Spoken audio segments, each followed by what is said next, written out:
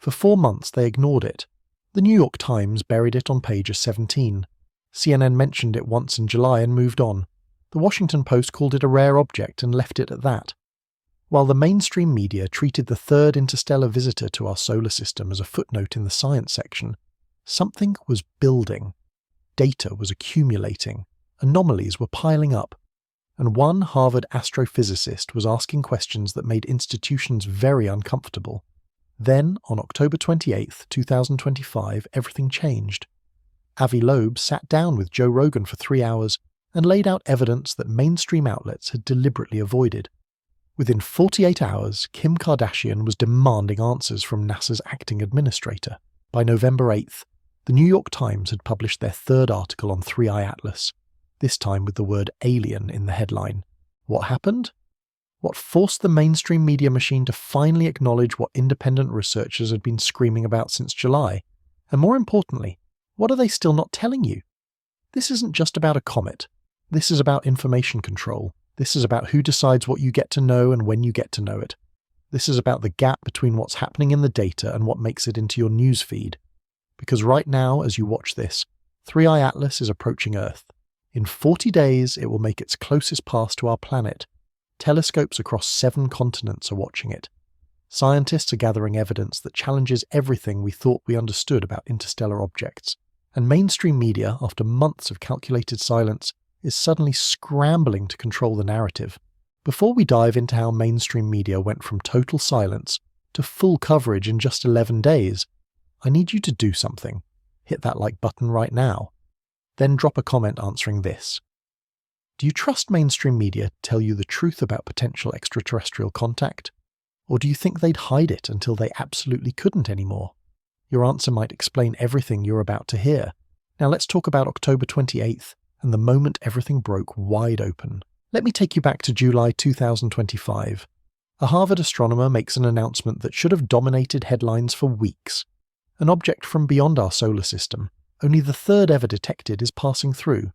This alone is extraordinary. Interstellar visitors are so rare that we've only confirmed 2 before this one. Oumuamua in 2017, Borisov in 2019, now 3i Atlas in 2025. But here's what made this different. This wasn't just another cosmic traveller. This object was showing characteristics that didn't fit the pattern. Strange behaviours that made seasoned astronomers pause and reread their data. The New York Times published their first article in early July.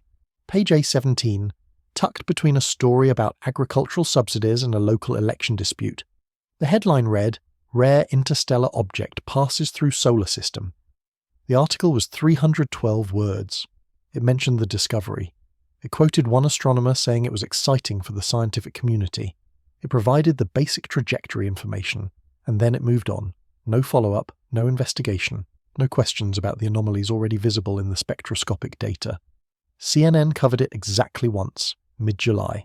A brief segment during their afternoon science block. The anchor read from a teleprompter for 90 seconds, showed a generic animation of a comet, and transitioned to a story about a new species of tree frog discovered in Costa Rica. The Washington Post did slightly better. Their science reporter wrote approximately 450 words describing 3i Atlas as a fascinating example of interstellar material. But even that article stayed firmly within the boundaries of conventional interpretation.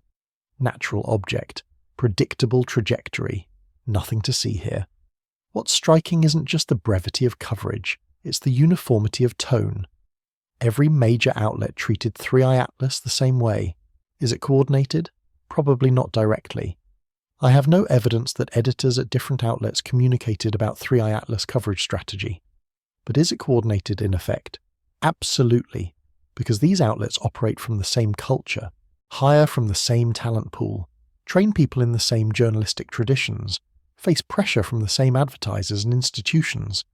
So when faced with an anomalous object showing characteristics that challenge paradigmatic assumptions, they independently reach similar editorial conclusions. The result looks like coordination. But it's actually convergent institutional culture expressing itself through independent decision-making, which is somehow both less sinister and more damning than actual conspiracy. Mildly interesting, scientifically noteworthy, but ultimately routine. They covered the what but never asked the why. They reported the discovery but ignored the questions it raised. And here's the thing. Those questions were already being raised. By August, Avi Loeb had published 2 Medium articles detailing specific anomalies in 3i Atlas's behavior. He wasn't screaming about aliens. He was presenting data, trajectory alignment, spectroscopic irregularities, non-gravitational acceleration that didn't match outgassing models. Mainstream outlets ignored him completely. Not a single reference to his work appeared in major American publications through August or September. But international outlets noticed. The Times of India ran a 900-word feature on August 23rd exploring Loeb's questions. The Sydney Morning Herald published an interview with him on September 7th. The BBC's science podcast dedicated 18 minutes to 3i Atlas on September 15th, including a discussion of the alien hypothesis. But in the United States, where Loeb works, where Harvard University legitimizes his credentials, the silence was deafening. Why? That's the question you have to ask. Why would the discovery of only the 3rd confirmed interstellar object, exhibiting behaviors that challenge our understanding, receive less coverage than the average celebrity divorce? Why would a Harvard astrophysicist's peer-reviewed analysis be ignored by outlets that claim to prioritize scientific journalism? Why would international publications engage with questions that American media refuse to acknowledge? The answer is editorial gatekeeping. Mainstream outlets don't report news, they curate it. They decide which stories fit their institutional narrative and which stories threaten it. And an interstellar object that might require reconsidering the possibility of extraterrestrial technology, that's not just a story they don't want to tell, it's a story they actively need to suppress. Because once you open that door, once you let the public seriously consider that something we're observing might not be natural, you lose control of the narrative. People start asking questions you can't answer. They start demanding transparency you can't provide. So they waited. Through July, August, September, and most of October, major American outlets maintained a remarkably consistent pattern. Not identical coverage, that would suggest intentional coordination, but similar framing, similar dismissiveness, similar avoidance of the core questions Loeb raised. Whether through editorial policy, journalistic training, or institutional alignment, they moved in the same direction. They covered 3i Atlas just enough to avoid accusations of complete blackout. But they avoided the deeper questions. They dismissed the anomalies. They refused to platform Loeb's analysis. And they hoped the story would fade. That by the time 3i Atlas made its closest approach in December, public attention would have moved on to the next viral moment, the next political scandal, the next entertainment controversy. But something was building.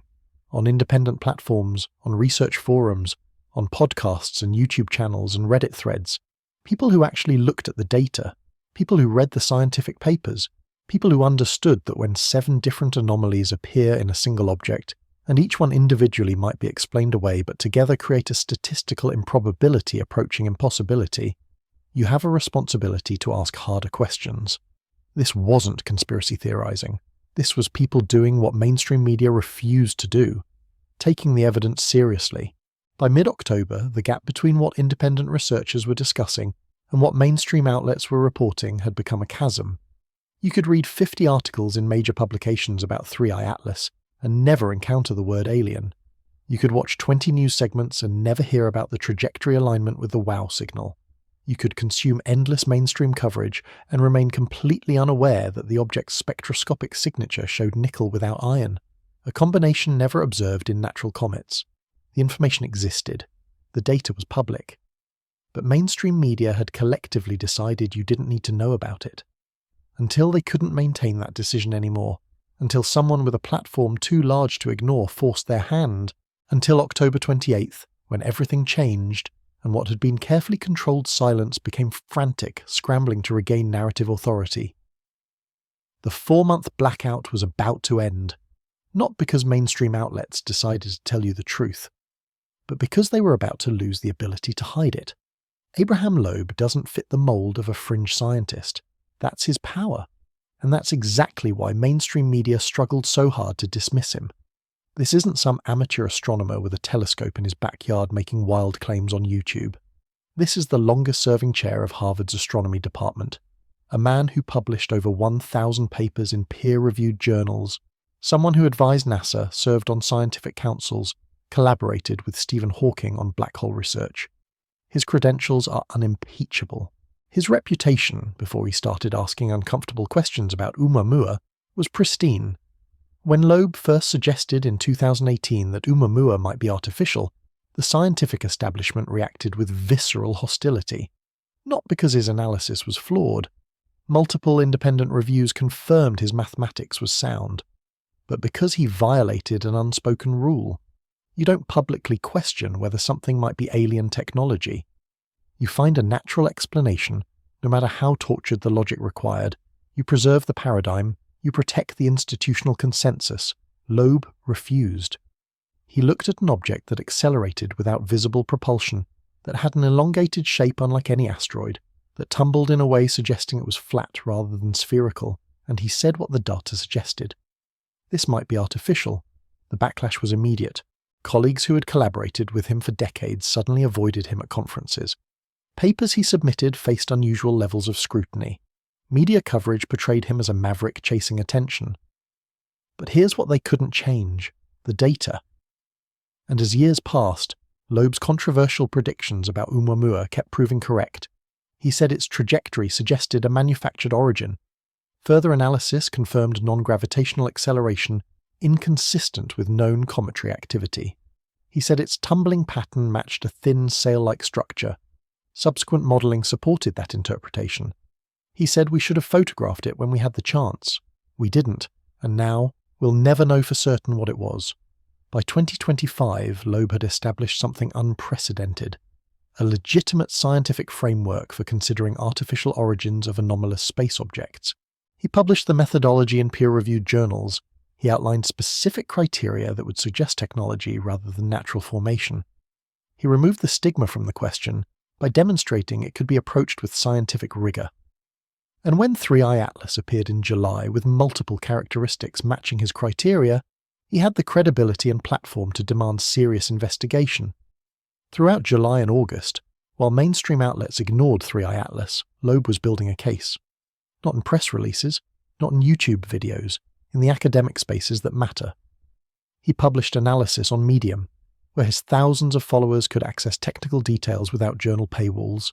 He presented preliminary findings at astronomical conferences. He collaborated with researchers operating telescopes across 3 continents to gather spectroscopic data. He was doing exactly what a scientist should do when encountering an anomaly, investigating it thoroughly, documenting the evidence, sharing findings with the community. But mainstream media had learned from the Oumuamua controversy. They couldn't attack Loeb's credentials without looking anti-scientific. They couldn't dismiss his analysis without engaging with the data, so they chose a different strategy: silence. If they didn't cover his work, the public wouldn't know it existed. If they didn't reference his papers, casual readers would never encounter his questions. It's a form of soft censorship, not banning the information, but ensuring it never reaches beyond niche academic circles. This worked for 3 months. Loeb's analysis circulated among researchers and space enthusiasts, but it never broke through to mainstream awareness. The average person scrolling their newsfeed remained completely unaware that Harvard's former astronomy chair was documenting evidence suggesting 3i Atlas might not be natural. And this is exactly what institutional gatekeeping looks like. Not burning books, just making sure most people never hear they exist. What they didn't account for was Loeb's persistence. He didn't need mainstream validation. He had data, and he had connections to platforms outside traditional media control. By October, he had published 6 Medium articles on 3i Atlas. Each one presented specific anomalies with mathematical precision. The trajectory alignment within 5 degrees of the ecliptic plane, statistically improbable for random interstellar object. The radio frequency detection at 1.665 GHz, the exact frequency of the WOW signal. The spectroscopic signature showing nickel without iron, never before observed in cometary composition. The lack of visible tail despite close solar approach. The non-gravitational acceleration that couldn't be explained by known outgassing patterns. He wasn't making wild claims. He was documenting observable facts and asking why mainstream science refused to investigate them seriously. And this is what made him impossible to fully suppress. You can ignore a conspiracy theorist. You can dismiss someone without credentials. But when a Harvard astrophysicist presents peer-reviewed data and asks legitimate scientific questions, the only way to maintain silence is to reveal that your silence is a choice, that you're deliberately avoiding the investigation, that you've decided in advance what answers are acceptable regardless of what the evidence suggests. By late October, Loeb had become more than a scientist studying an anomaly. He had become a symbol of the difference between institutional science and actual scientific inquiry, of the gap between what researchers know and what media reports, of the possibility that our most important questions are being suppressed not because they lack evidence, but because they threaten comfortable narratives.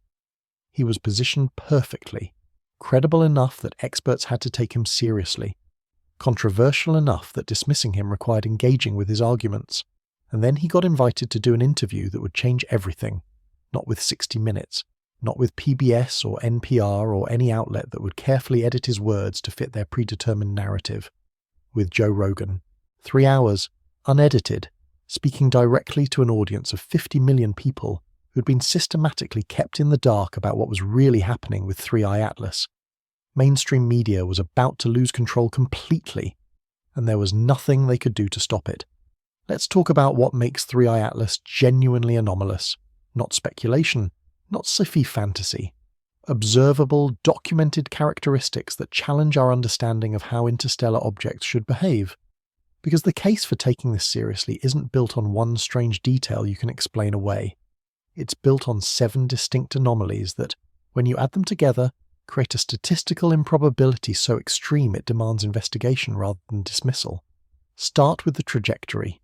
When an object enters our solar system from interstellar space, it can come from any direction. The universe is 3-dimensional. There's no preferred plane, no cosmic highway. Random objects should arrive at random angles. But 3i Atlas didn't arrive randomly. Its trajectory aligned within 5 degrees of our solar system's ecliptic plane. That's the flat disk where all our planets orbit, where our sun's influence is strongest, where, if you were intelligently navigating through our system, you would naturally travel to encounter the most gravitationally significant bodies. What are the odds of this happening by chance? Astronomers calculated it. If interstellar objects arrive with truly random trajectories, the probability of one aligning this closely with the ecliptic is approximately 1 in 500. Not impossible, but noteworthy, especially when you are evaluating multiple anomalies together. This alignment meant 3i Atlas wasn't just passing through our region of space. It was passing through the heart of our solar system in a way that maximized interaction with planetary bodies, almost like it was interested in studying them. Then there's the radio signal. On October 24th, South Africa's Meerkat telescope detected electromagnetic emissions from 3i Atlas in the frequency range of 1.665 to 1.667 GHz. This is in the hydrogen line band, specifically the frequency of hydroxyl radicals. That's a molecule made of oxygen and hydrogen. Radio astronomers call this the water hole, because it's where the universe's most common molecules emit. It's also, not coincidentally, the exact frequency range of the WOW signal. You remember the WOW signal. August 15th, 1977. Ohio State University's Big Ear telescope detected a 72-second burst at 1.420 GHz, the primary hydrogen line. The signal was so strong, so precisely at the frequency intelligent civilizations might use to broadcast, that astronomer Jerry Eman wrote WOW in red ink on the printout. It came from the direction of Sagittarius. We never detected it again. For 48 years it remained the most compelling candidate for an extraterrestrial transmission. And now 3i Atlas, an interstellar object whose trajectory originates from the same region of sky as the WOW signal, is emitting in the same hydrogen line band. Coincidence? Maybe. One coincidence is plausible. But we're not done yet. Let's talk about composition. When telescopes analyze light reflecting off comets, they see characteristic spectral lines. Iron and nickel typically appear together because they form together in stellar environments. Every natural comet observed in human history shows this pattern. 3i Atlas showed nickel without iron.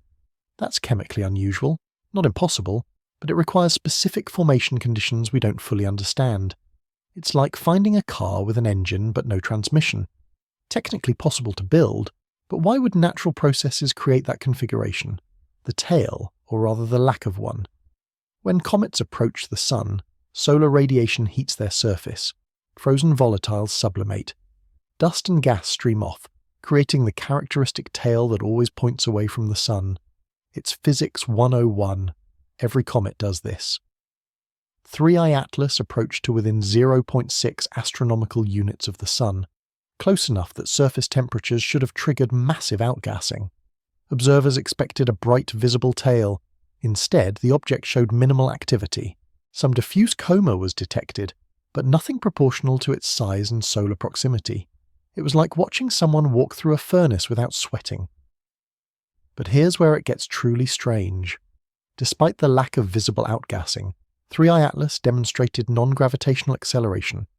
Its trajectory changed in ways that pure gravitational interaction with the Sun couldn't explain.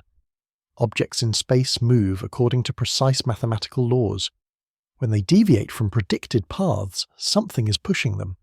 For comets, that push comes from the rocket effect of outgassing. Jets of vapor act like tiny thrusters, slightly altering the trajectory. But 3I Atlas was accelerating without the proportional outgassing to explain it. The equation didn't balance. It was changing course through a mechanism we couldn't observe. Then we have the rotation period. Ground-based telescopes measured 3I Atlas's light curve. The pattern of brightness changes as it tumbles through space. Natural objects, especially ones that survived the violent ejection from their home star system and travelled for potentially billions of years through interstellar space, should tumble chaotically. Collision debris, gravitational interactions, none of it lends itself to regular rotation. But 3I Atlas rotated with a period of 16.2 hours. Remarkably consistent, remarkably stable, like something designed to maintain orientation rather than tumbling randomly. The final anomaly is temporal. 3I Atlas was discovered in July 2025. Its closest approach to Earth is December 19th, 2025. That's a 6-month observation window. For an object travelling at interstellar velocities, being discovered with a 6-month lead time before closest approach is statistically unusual. Most interstellar objects are detected after they've already passed perihelion, on their way out of the solar system, because that's when they're brightest and moving through the region of space we monitor most carefully. 3I Atlas was detected on approach, giving us maximum time to observe and study it, almost like it wanted to be noticed. Now, let me be absolutely clear. Every single one of these anomalies, taken individually, can be explained through creative application of natural processes. Trajectory alignment, low probability but not impossible. Radio emissions, could be natural maser activity amplified by the object's composition. Nickel without iron. Unusual stellar formation environment. Missing tail, maybe the object is depleted of volatiles from a previous solar encounter. Non-gravitational acceleration. Perhaps micro-outgassing below our detection threshold. Stable rotation, could have achieved that configuration through past gravitational interactions. Early discovery, selection bias in our detection methods. But here's what Avi Loeb kept pointing out, and what mainstream media kept ignoring. When you combine these probabilities, when you multiply 1 in 500 odds by 1 in 300 odds by 1 in 200 odds across 7 independent anomalies, you arrive at a combined probability so low it strains credulity to claim this is just natural variation. At some point, invoking increasingly elaborate natural explanations for every single unusual characteristic starts to look less like science and more like motivated reasoning. Like you've decided in advance what the answer must be and you're forcing the data to fit that conclusion. This is what made Loeb's analysis so powerful and so threatening. He wasn't claiming proof of alien technology. He was asking why the scientific community was so desperate to avoid investigating that possibility. Why, when an object displays 7 characteristics that together suggest artificial origin might be worth considering, the institutional response was to dismiss each one separately while refusing to evaluate them collectively. Why the null hypothesis, the default assumption that this is natural, remained stubbornly in place despite accumulating evidence that challenged it. And this is exactly the kind of scientific questioning that makes institutions uncomfortable. Because if you take the data seriously, if you actually follow the evidence rather than clinging to paradigmatic comfort, you arrive at a conclusion that changes everything. Either 3. iAtlas is a natural object displaying an extraordinarily unlikely combination of characteristics, or it's something else, something designed, something sent, something that would require us to fundamentally reconsider our place in the universe and our assumptions about what's possible. That's why mainstream media avoided this data for 4 months. Not because it was weak science, because it was strong science pointing toward implications they weren't ready to handle. But by late October, ignoring it was no longer sustainable. The data existed in public scientific papers. Researchers around the world were analysing it, and Avi Loeb was about to explain all of it in accessible language to the largest podcast audience on Earth. The wall of silence was about to crack. October 28th, 2025. Joe Rogan Experience, episode 2401.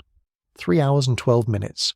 No commercial breaks, no editorial oversight, no producers in Loeb's ear telling him to soften his language or avoid controversial claims. Just a Harvard astrophysicist and a comedian with the largest podcast audience in human history, talking about whether humanity might be observing its first confirmed evidence of extraterrestrial technology. And for mainstream media, it was a nightmare. Here's what they couldn't control. Rogan's audience doesn't consume traditional news. These are people who have already rejected the gatekeeping model of information. They don't trust the New York Times to tell them what matters. They don't believe CNN when it says something is debunked. They've watched too many stories that were labelled conspiracy theories eventually prove true. They've seen too many experts dismissed as crazy only to be vindicated years later. So when Rogan sits down with someone credible and lets them speak uninterrupted for 3 hours, those listeners pay attention in a way they never would to a carefully edited 60-minute segment. Loeb came prepared. He didn't show up to speculate or entertain. He brought data. He walked through each anomaly methodically. He explained the trajectory alignment with visual aids. He played the audio signature of the radio emissions. He showed spectroscopic analysis of the nickel without iron composition. He detailed the missing tail observations. He presented the calculations for non-gravitational acceleration. And he did something mainstream outlets never allowed him to do. He connected all these pieces together and asked the question they'd been suppressing. What if this isn't natural? The conversation went places no mainstream interview would have permitted. Rogan asked about the WOW signal connection. Loeb explained how 3i Atlas's trajectory traces back to the same region of Sagittarius. They discussed why that might matter. They explored what it would mean if an advanced civilization had sent a probe toward our solar system 48 years after broadcasting a signal. Not as proof, but as a legitimate hypothesis worth investigating. And crucially, Loeb explained why the scientific establishment resists this hypothesis, not because the evidence is weak, but because the implications are uncomfortable. Then Loeb shared the tennis ball analogy. Imagine you're walking down the street and you see a tennis ball rolling toward you. You have 3 options for explaining it. 1. Random wind patterns created a vortex that perfectly simulated the trajectory of a thrown ball. 2. A dog knocked it accidentally and it happened to roll precisely in your direction. 3. Someone threw it to you. All 3 are possible. But when you let go of your assumption that you're alone, option 3 becomes the simplest explanation. This is Occam's razor applied to 3i Atlas. Once you permit the possibility of intentional design, many of the anomalies resolve cleanly. It's only when you exclude that possibility in advance that you need increasingly baroque natural explanations. The audience response was immediate and overwhelming. Within 6 hours, clips from the episode had generated 12 million views across YouTube, Instagram, and X. Within 24 hours, 3i Atlas was trending on every major social platform. Within 48 hours, it had become impossible for mainstream outlets to continue ignoring it without looking deliberately negligent, because the information was out. Millions of people now knew about the trajectory alignment, the radio frequency match, the compositional anomaly, the behavioral characteristics that didn't fit natural models, and they were asking why nobody had told them about this before. This is the power dynamic shift that mainstream media fears most. For decades, they controlled what became a story. They decided which information reached the public and which remained buried in academic journals. They determined the framing, the context, the acceptable range of interpretation. But platforms like Rogan's operate outside that control structure. When someone credible speaks directly to millions without editorial filtering, the gatekeepers lose their authority. They can't shape the narrative if they're not in the room where it's being created. And Loeb understood this. He didn't go on Rogan to convince the scientific establishment. He knew they were ideologically committed to dismissing him. He went to bypass them entirely, to speak directly to a public that has every right to know when an anomalous object is passing through our solar system, to share data that was being systematically excluded from mainstream coverage, to demonstrate that the question of extraterrestrial technology isn't fringe speculation, it's legitimate scientific inquiry being suppressed by institutional gatekeeping. The establishment response was predictable. Within hours, Science magazine published a rebuttal article, not addressing the data, not engaging with the specific anomalies Loeb presented, just quoting 3 astronomers saying Loeb was being irresponsible, that he was giving false hope, that natural explanations existed for everything, even if we hadn't quite figured them all out yet. It was defensive, reactive, and crucially, it came too late. The conversation was already happening without them. By October 30th, 2 days after the Rogan episode, 3i Atlas had achieved something rare in modern media. It had become a story too big for mainstream outlets to ignore, but too controversial for them to control. They couldn't suppress it anymore because millions already knew. But they also couldn't embrace Loeb's analysis without admitting they'd been wrong to ignore it for 4 months. They were trapped between their institutional need to maintain authority and the reality that their authority had been circumvented. This is why the Rogan episode matters beyond just 3i Atlas. It's a case study in how information flow has fundamentally changed. Traditional media used to determine what you thought about by determining what you heard about. If they didn't cover something, it effectively didn't exist for most people. But that model is dead. Now, credible figures can reach massive audiences directly. They can present evidence, make arguments, and raise questions without institutional permission. And once that happens, once millions of people are asking why mainstream outlets haven't covered something important, those outlets lose the ability to control the narrative through silence. October 28th was the day mainstream media's carefully maintained blackout on 3i Atlas collapsed. Not because they decided to start telling the truth, but because someone else told it first, to an audience too large to ignore. What happened next revealed exactly how threatened they felt, because within 48 hours the most unexpected voice would amplify the story even further, forcing institutions into a defensive posture they couldn't escape. And this time, the voice didn't come from science or media, it came from pop culture, and that made everything even harder to suppress. October 30th, 2025. Kim Kardashian posted a tweet that would fundamentally change how mainstream media approached 3i Atlas. 8 words, 7 question marks, 3 exclamation points. Wait, what's the T on 3IATLAS? Within hours, that tweet had millions of impressions. It had been quoted, retweeted, and screenshot across every major platform.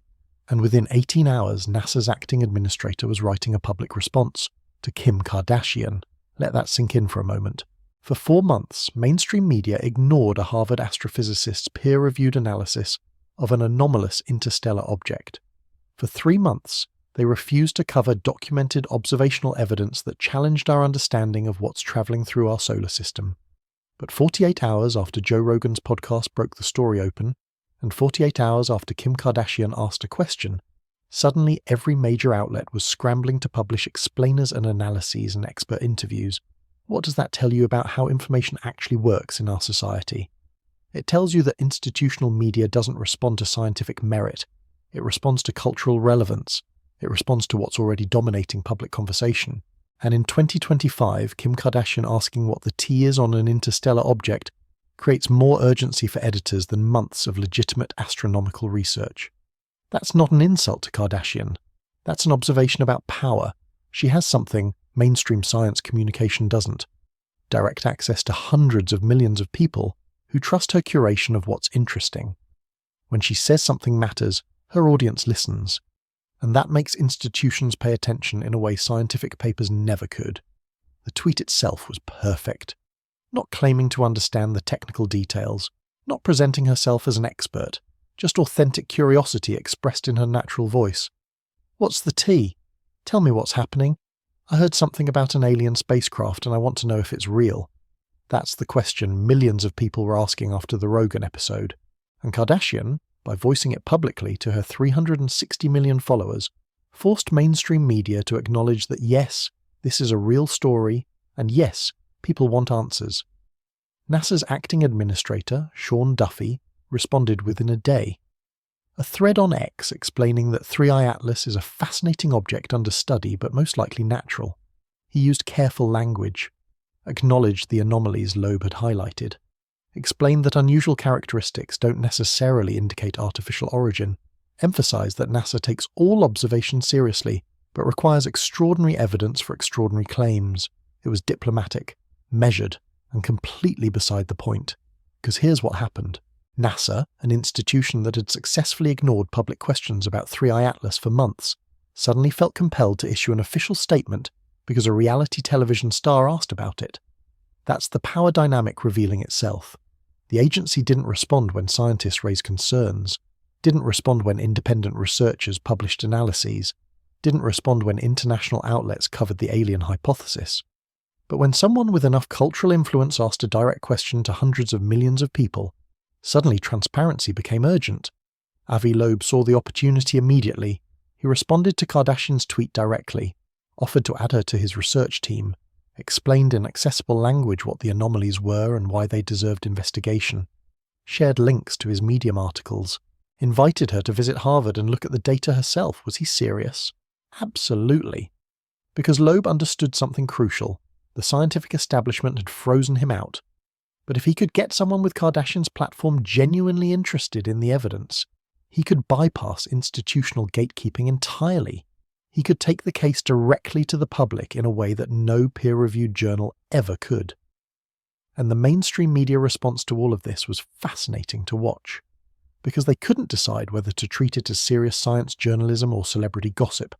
CNN covered it as both, one segment in their Science Hour discussing the astronomical implications, another segment in their entertainment block discussing Kardashian's tweet and NASA's response.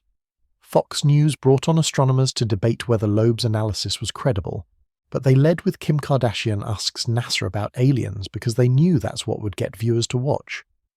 This is the absurdity and the brilliance of information flow in 2025. A Harvard astrophysicist can present rigorous scientific analysis for months and get ignored. A comedian with a podcast can interview him and reach 50 million people, and a celebrity can ask a simple question and force institutional response within 24 hours. None of this follows the model of how science communication is supposed to work, but it's how it actually works. And if you want information to reach the public, you have to understand and use these dynamics, rather than pretending they don't exist. What Kardashian did, intentionally or not, was legitimize public curiosity about 3I Atlas. She made it okay to ask the question, because if someone with her cultural status was interested, then it wasn't weird or fringe to wonder whether this might be something extraordinary. She normalized the conversation, and that's what mainstream media had been trying to prevent. They wanted 3I Atlas to remain a niche story for astronomy enthusiasts, something they could frame and control and eventually let fade. But once it became part of pop culture discourse, once it was something people talked about at dinner parties and shared on social media and joked about in group chats, it transcended their ability to suppress. By November 1st, 72 hours after Kardashian's tweet, 3I Atlas had achieved something remarkable. It was simultaneously a serious scientific investigation, a pop culture phenomenon, and a mainstream news story. Those three circles rarely overlap, but when they do, you get a level of public awareness that's almost impossible to contain. And mainstream outlets, which had spent 4 months avoiding this story, suddenly had no choice but to cover it. Not because the evidence had changed, but because the cultural context had. The question was no longer whether to report on 3I Atlas. It was how to report on it without admitting they'd been deliberately ignoring it until they couldn't anymore. And that's when the floodgates truly opened. November 1st through 8th, 2025. 8 days that revealed everything you need to know about how mainstream media actually operates. For 4 months, they had maintained disciplined silence. Treated 3I Atlas as a minor scientific curiosity, avoided Loeb's analysis, dismissed questions about anomalous characteristics, and then, in the span of 1 week, they published more articles about this interstellar object than they had in the previous 4 months combined. Why? Not because new evidence emerged. The data Loeb presented in October was available in July. But because they'd lost control of the narrative and were desperately trying to regain it, the New York Times led the charge. November 8th, page A3, above the fold, everyone's asking about 3i Atlas. Is it an alien spacecraft or just another comet? The headline alone is revealing. Everyone's asking. Not scientists have discovered. Not new evidence suggests. Everyone's asking. In other words, this story is already so widely discussed we can no longer pretend it doesn't exist, so we're going to cover it by covering the fact that people are talking about it. It's meta-journalism. Reporting on the conversation rather than the substance. A defensive posture disguised as comprehensive coverage. The article itself was 1,400 words. It quoted Avi Loeb for 3 paragraphs. Then it quoted 5 other astronomers explaining why Loeb was probably wrong, not engaging with the specific data points, just asserting that natural explanations were more likely because natural explanations are always more likely. The structure was predictable. Present the tantalizing question, give the controversial figure some space to make his case, then bury him with mainstream scientific consensus. End with a quote from a NASA spokesperson saying they're monitoring the situation but see no evidence of anything unusual. It's the journalistic equivalent of acknowledging a story exists while telling readers not to take it seriously.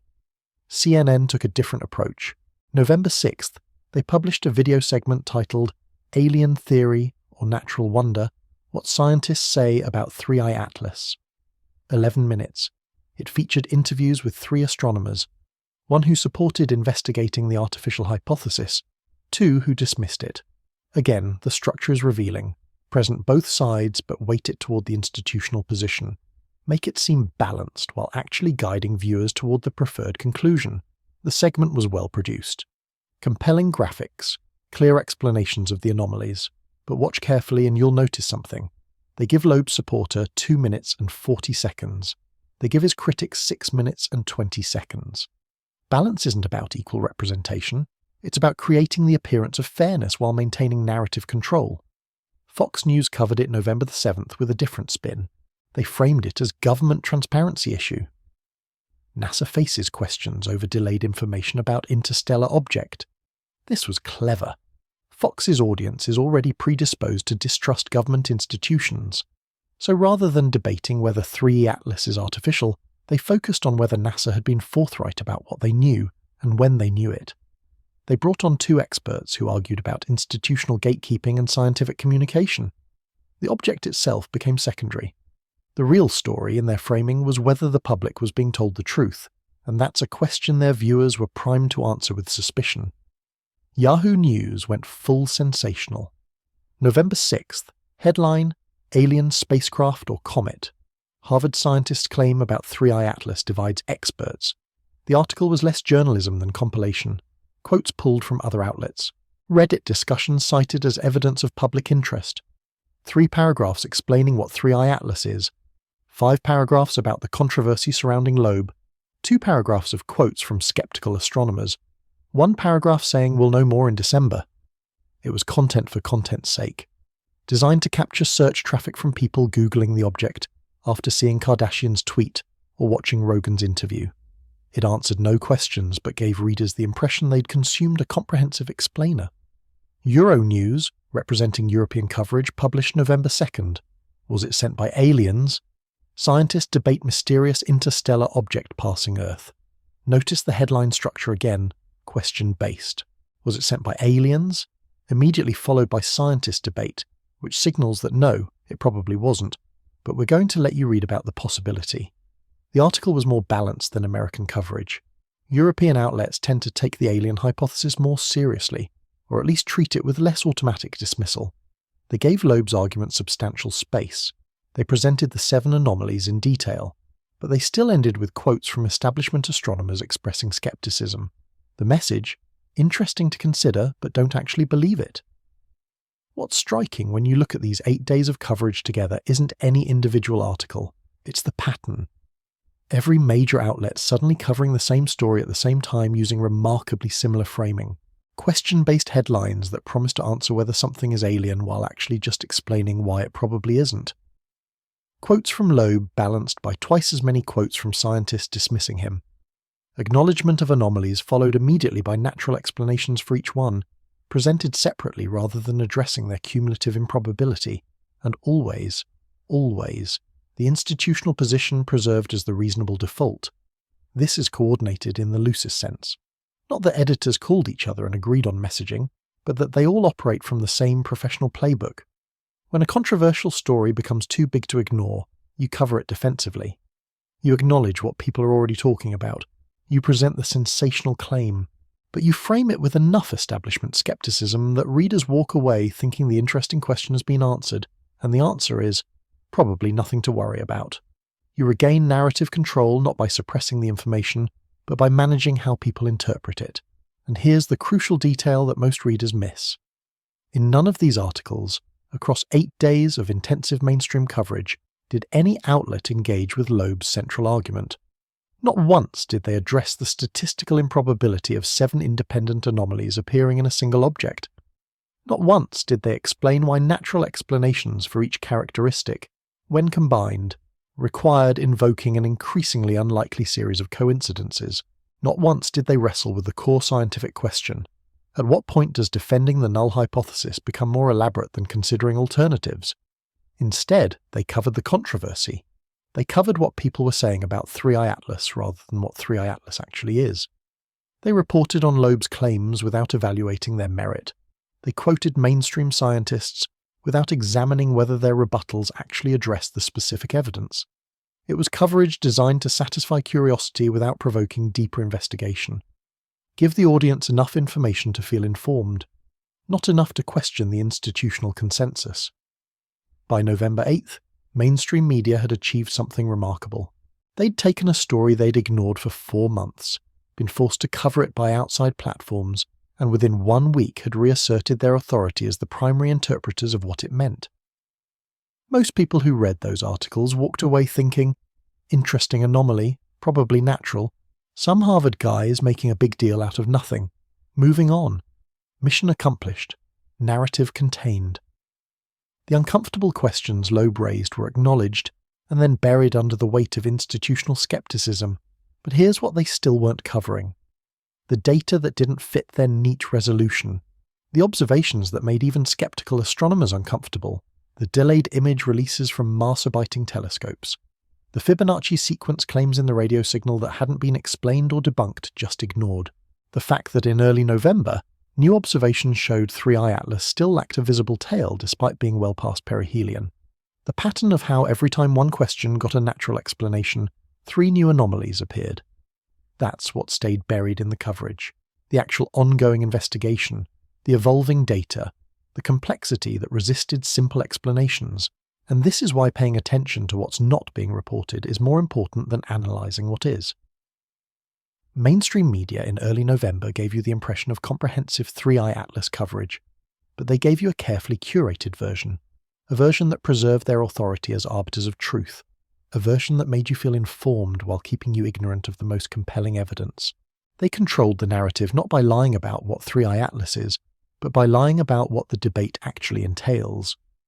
By November 8th, they'd successfully convinced most of their audience that the interesting question had been asked and answered, when in reality the interesting questions were just beginning, and those questions were still being systematically excluded from the coverage. Let me teach you how to decode mainstream media coverage of potential extraterrestrial contact, because there's a formula, a linguistic playbook developed over decades, a set of rhetorical strategies that allow outlets to cover controversial subjects while maintaining plausible deniability. You saw it deployed across every article about 3i Atlas in November. Once you recognize the pattern, you can't unsee it, and you'll start noticing it everywhere. Institutional media discusses topics that threaten established paradigms.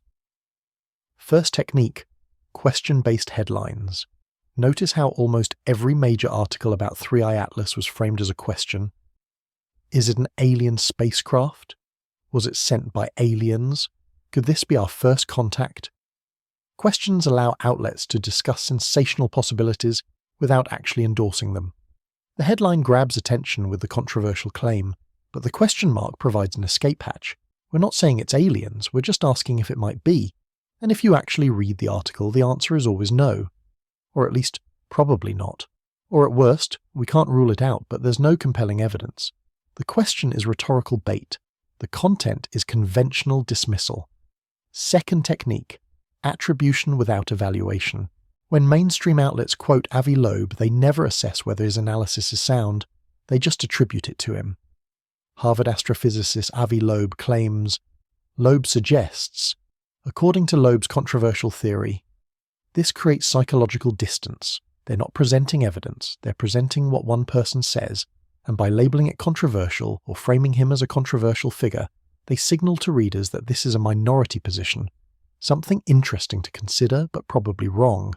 The evidence becomes someone's claim rather than observable data worth investigating. Third technique, the balancing act. For every quote supporting the artificial hypothesis, they include 2 quotes dismissing it. This seems like journalistic fairness. Both sides represented, but watch how it's actually deployed. Loeb gets 1 paragraph explaining an anomaly. Then 2 astronomers get 3 paragraphs each explaining why it's not really anomalous, or why natural processes could explain it, or why we shouldn't jump to conclusions. The mathematical ratio is carefully maintained. You can present controversial ideas as long as you bury them in establishment rejection. The reader walks away thinking, I heard the interesting theory, but most experts disagree, so it's probably nothing. Fourth technique, semantic hedging. Notice the specific words used. Not alien technology, but potential alien origin. Not artificial object, but object that some scientists suggest might not be natural. Not evidence, but claims or assertions. Every noun gets modified, every conclusion gets qualified, every strong statement gets softened with might, could, possibly, potentially.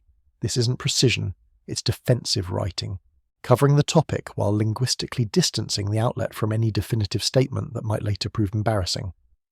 Fifth technique, the expert appeal. Mainstream media never explains why the skeptical scientists they quote are more credible than the controversial scientist making unusual claims. They just quote more of them. Quantity becomes a proxy for correctness. If 5 astronomers say it's natural and 1 says it might be artificial, the reader assumes the 5 are probably right. But this ignores that the 5 might be defending paradigmatic assumptions, while the 1 is following evidence. Scientific truth isn't determined by majority vote. History is full of lone researchers who were right against consensus. But media coverage frames consensus as synonymous with correctness. Sixth technique, ending with institutional authority. Almost every mainstream article about 3i Atlas ended with a quote from NASA or a major observatory. The institutional voice gets the last word, and that voice always reassures readers that experts are monitoring the situation. Investigation continues, but there's no evidence of anything concerning. This creates psychological closure. You read about this wild possibility. You felt that little flutter of what-if excitement. But the article brings you back to earth. The adults in the room have it under control. You can stop worrying. It's a narrative arc designed to satisfy curiosity while preventing sustained inquiry. Seventh technique, selective omission. This is the most important one. What mainstream outlets don't cover tells you more than what they do. In all the November coverage of 3i Atlas, how many articles mentioned the delayed Mars Reconnaissance Orbiter images? 0. How many discussed the Fibonacci sequence claims in the radio signal? 1, dismissively. How many addressed the cumulative improbability of multiple anomalies appearing together? None. They covered individual characteristics. They covered Loeb's reputation. They covered the controversy. But they didn't cover the actual evidentiary case in its full complexity, because that would require engaging with it seriously. Easier to acknowledge the discussion exists than to actually have the discussion. Now let's talk about who still wasn't covering it at all. As of November 8th, the 3 major American television networks, ABC, NBC, and CBS, had not mentioned 3i Atlas on their evening news broadcasts. Not once. The object received more coverage in British tabloids than on American network television. Why? Because television news operates on a different calculus than digital media. Online outlets need clicks. Controversy generates traffic.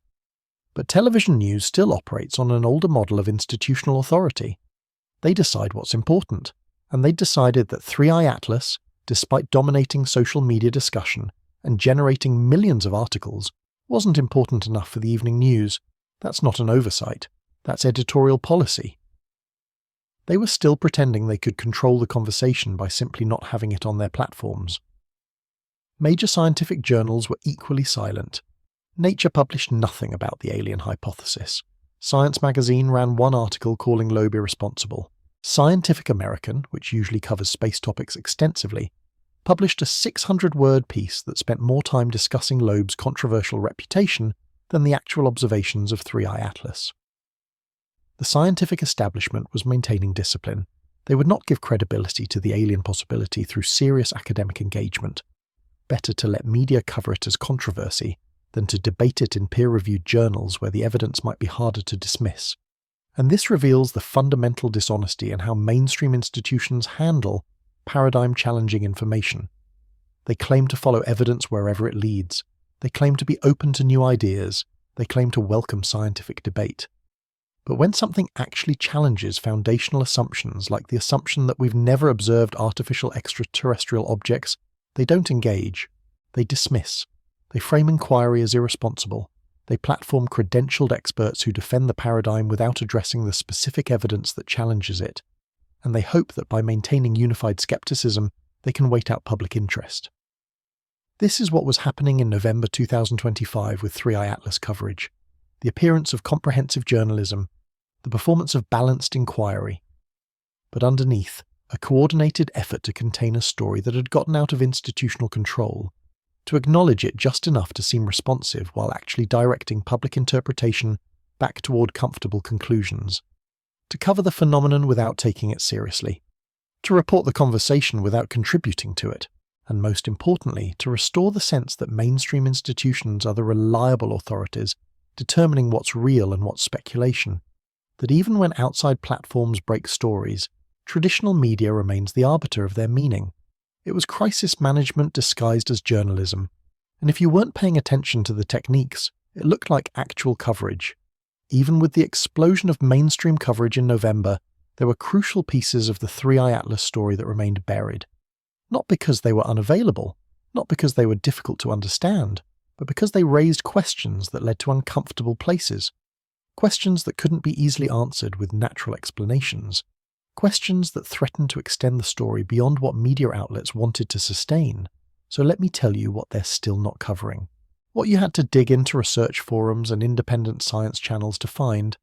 The data that didn't fit the neat narrative of interesting anomaly, probably natural moving on. Start with the Fibonacci sequence claim. In late October, a team of researchers analysing the radio emissions from 3i Atlas reported something extraordinary. They weren't looking for it. They were mapping the frequency modulation patterns of the hydroxyl absorption line, the radio signature we detected from the object.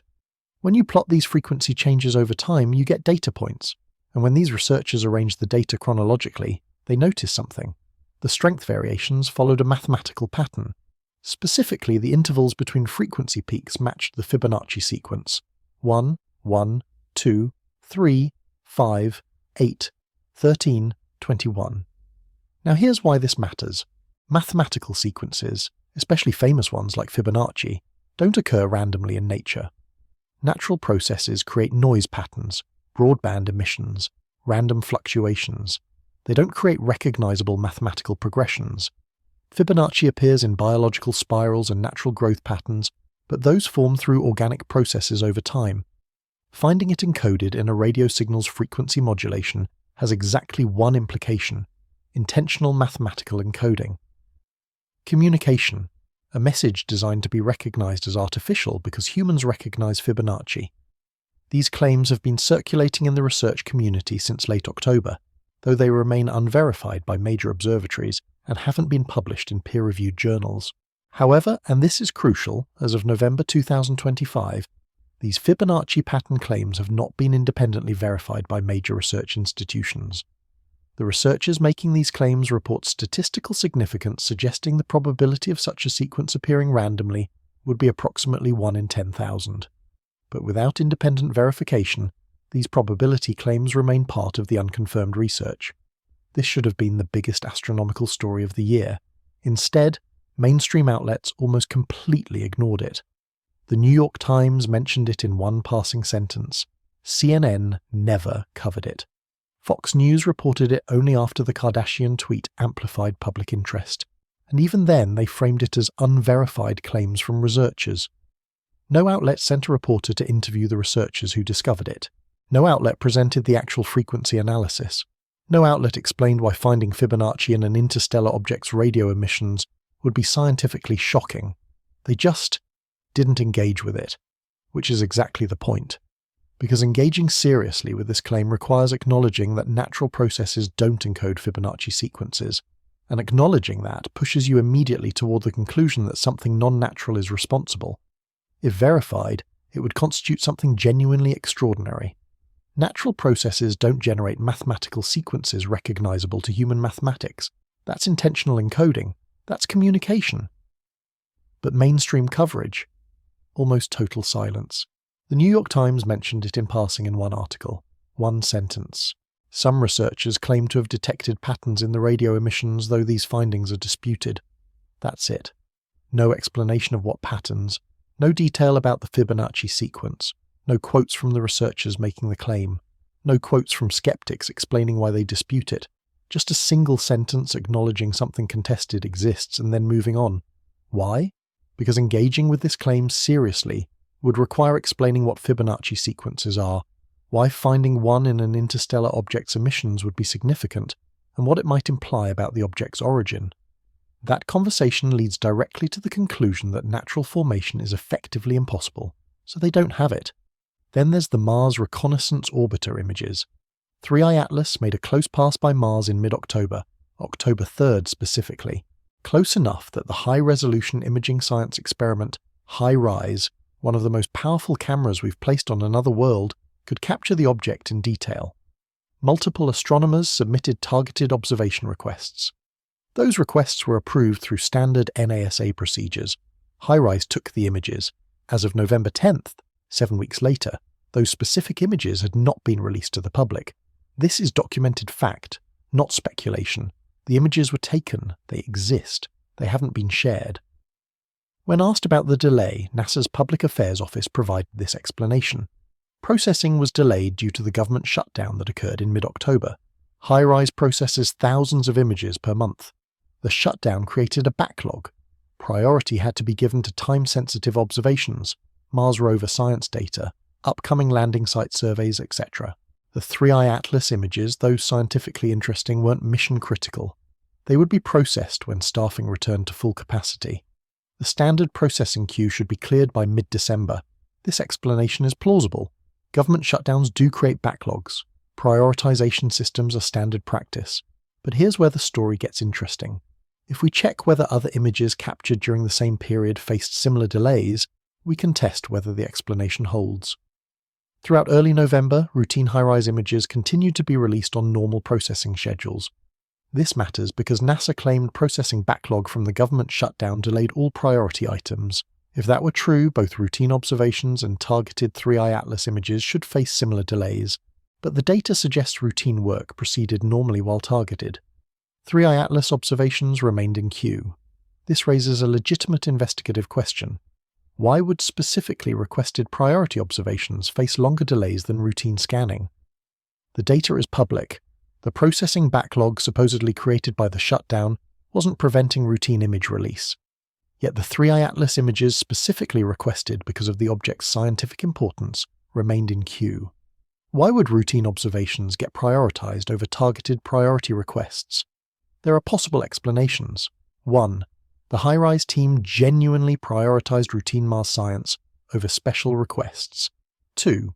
There were technical issues with the 3i Atlas images requiring additional processing. 3.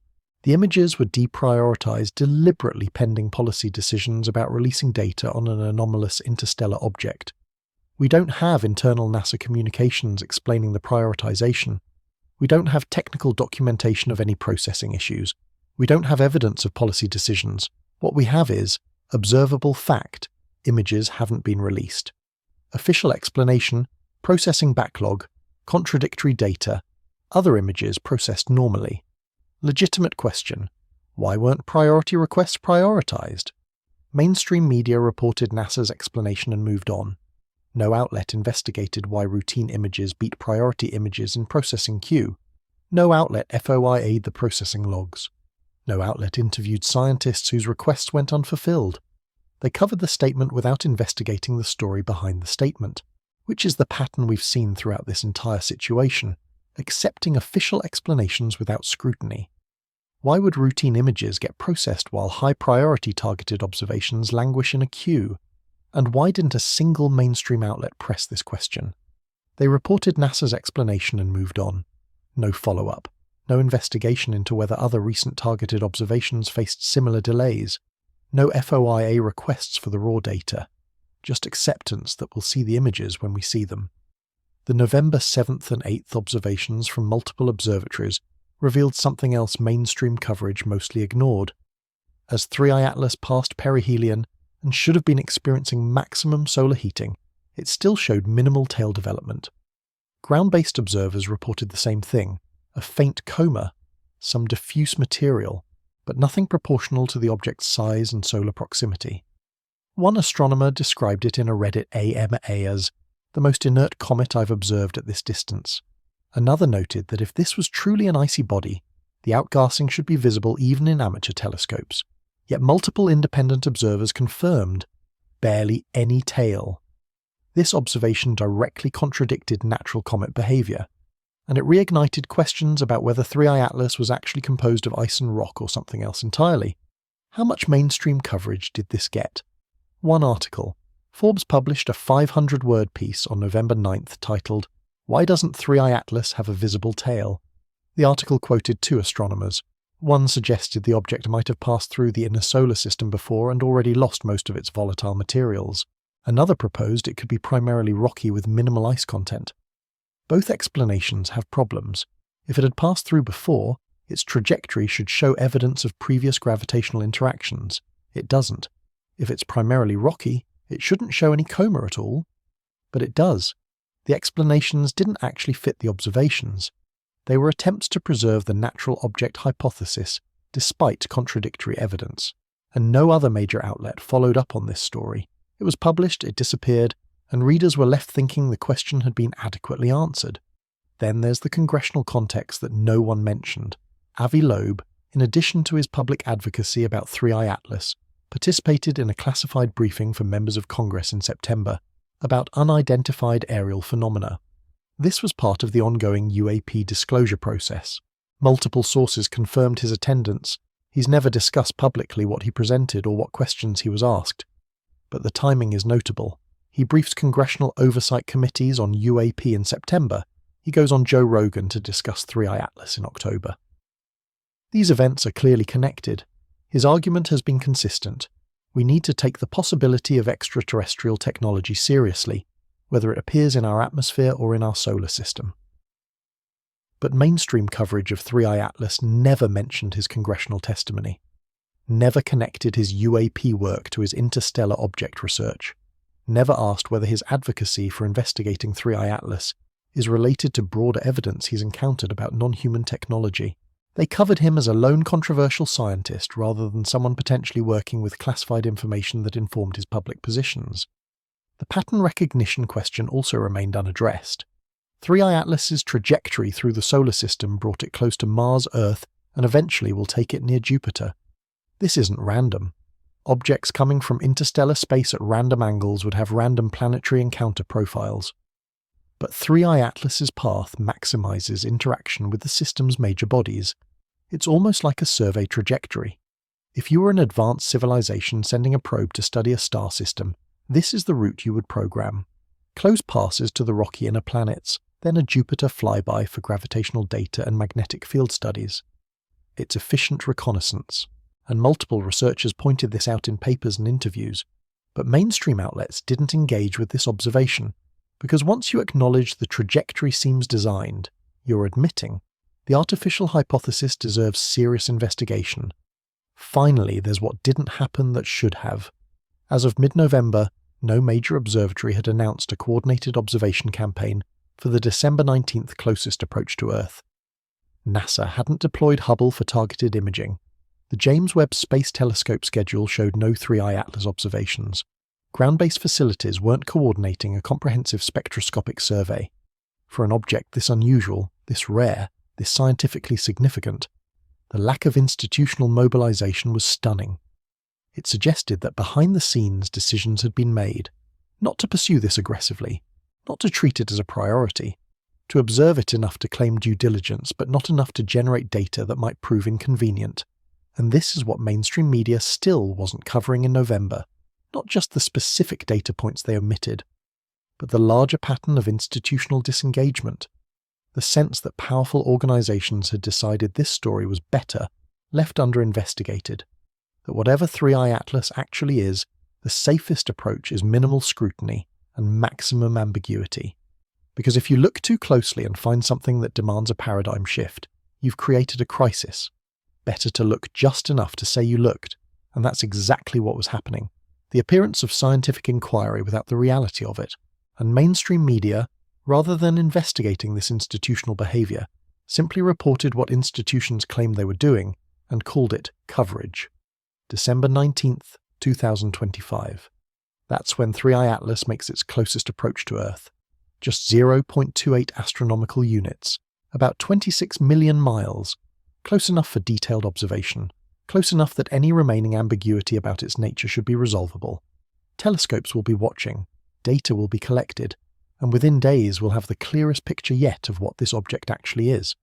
The question isn't whether we'll get information, it's whether that information will be honestly shared, and whether mainstream media will report it accurately or continue the pattern of careful curation we've seen for months.